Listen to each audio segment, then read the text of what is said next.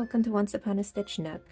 I am going to be showing you some techniques I use when doing my colorwork hats and patterns. If you've come in here from my crochet patterns, this is the techniques I use for all of them. And with colorwork, it's specifically when you have more than one color going in through a row. You can have colorwork like stripes where you change them up each row, but in this case you have several colors going on in a row, and then what are you doing with the colors that you're not using? You can kind of clip and sew up the ends, but I find that is it gets a little crazy and we hate our loose ends. And so what I've learned, I've kind of self-taught myself this. I've seen a few people do similar things, and I think it's called floating in the back effect. And you'll see this is where they all are. And so these are like the ones that aren't in use, then they get in use, etc., etc. And then you can see where it turns solid. We don't have this craziness. Yes, so we will be going over that. Here are some of the examples of some hats that I've done with the color work. Again, you can see what it looks like on the inside with that. Here was kind of a simpler one because I didn't have to do as much craziness, so it's only per this black band here for the most part. Jumping in here really quick to give a little disclaimer. I realized I didn't mention in the tutorial, this technique is specifically when you are working in the round, because when you are not, you can there are different techniques for going back and forth, and if you don't want it to show on one side, this is specifically related to like the beanie patterns or the glove patterns that I do if you are coming to me from my patterns where you are working in the round. So just wanted to note that before we continue. Alright, so the example I'm going to be working with today, I've already started the hat. Let me bring you down. And I'm going to be working with two colors. I've already done the ribbing for the hat, and I've started it a bit to get to a good spot to give an example. This is going to be a design of sort of trucks of sorts, and so we are going to be working on the tires here.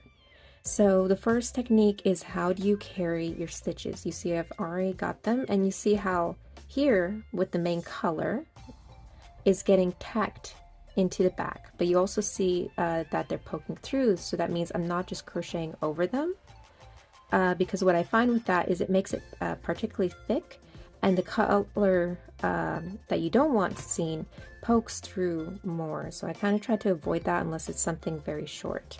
So what we're going to do, by the way, you will need to know a single crochet or a waistcoat stitch. For this, I will be not going over that. So there are plenty of tutorials on that. And a waistcoat stitch is a single crochet stitch, but you're just going to make sure you're going in between these V's. All right. So I'm poking through my V, and I'm going to place the back color, the color that is not being in use, over the top of it, so I can scoop this under it. If you see that, that tacks it in place. And so I got my two loops, and then I finish it. And then, so that's the one that's tacking it down, and the next one, we're not going to tack it, we're not going to do anything with that black yarn.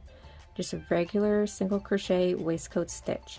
So you see this one doesn't tack, this one tacked, and you're going to alternate tack, no tack, tack, no tack. So here we're going to tack again.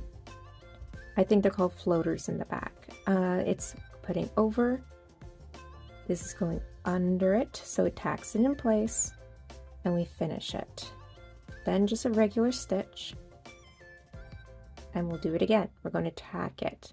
So bring it over, scoop it, tack it down in place, and so on. Here we're not going to tack, and then here we are going to tack. So yes, you do kind of need to already be familiar with these stitches, but if you have that under your belt, or if you need to go check into that, or if you want me to do a tutorial on that, I can. That's just not going to be part of this example. Now, color changing. We're switching into the black, and always color change in the stitch before the color change. What that means is you start a regular stitch, and you're going with two loops on hand, and then you're bringing for that last loop to bring over kind of for that top you know, braid that kind of goes over top, you're bringing in the new color. So you can see it's going to be now be placed nicely over the new color. So we're going to make that go in the back, the kind of taupe color, and then I'm switching to my black. So here we're going to be starting kind of the donut part of the wheel, and here I'm tacking. Let me show that a little clearer. I'm putting it over, and in this case this one's tacking it in place. So it's coming, how do I explain it any better? I hope it's evident with the colors. You know, you're scooping it and then you're bringing it under it so it holds in place. So there we go, we finished that, and we're going to need to do a color switch again. So I'm going in, regular, insert, pull through, and now I'm switching to the next color. So next color will finish that stitch. Now I'm going in, I'm going to tack my yarn, yep, and I'm not going to tack, but we're going to switch back to black. So I start it with the taupe color and I finish it with the black. The black comes in for the last loop. Okay, let's tack the taupe in the back as we stitch here, and another color change. We're going to go in regular and then switch to the taupe.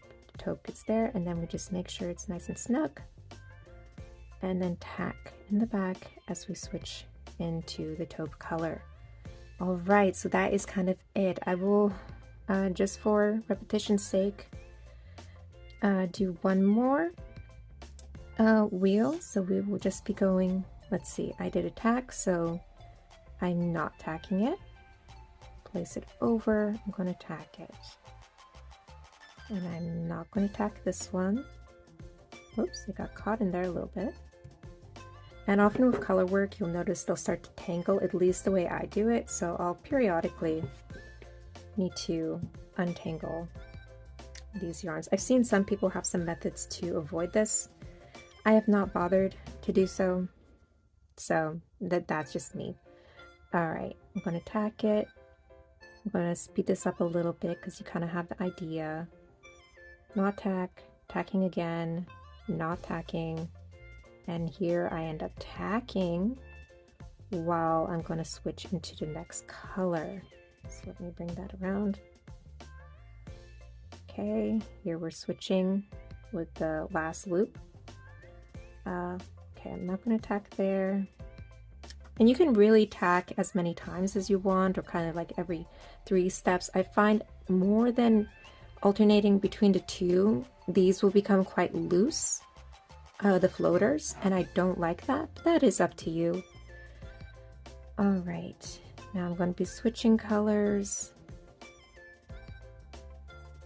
I want to keep this a little simple, but those are the 2 methods, the switching colors and how to float the yarn you don't want to show in the back. So here we're switching black. There we go. And that's that. So I hope that is helpful. If that wasn't clear enough, if you need more in-depth specific questions, would be great. But yeah, that's what I do, and I hope that was helpful. And again, any questions, I'm welcome to answering them, making an updated video on any videos related to colorwork, crochet, or knit that I can help with. You can check out various patterns I have. I have colorwork patterns here, but ooh, that got close, didn't it? Also some garment patterns or things that are not colorwork per se, in crochet specifically, on my Etsy shop, Once Upon a Stitch Nook. Link will be in the description, and you can find more patterns there. And if you have any questions, you can also message me via the shop. So thank you for watching, and I hope you have a great day. Happy crocheting!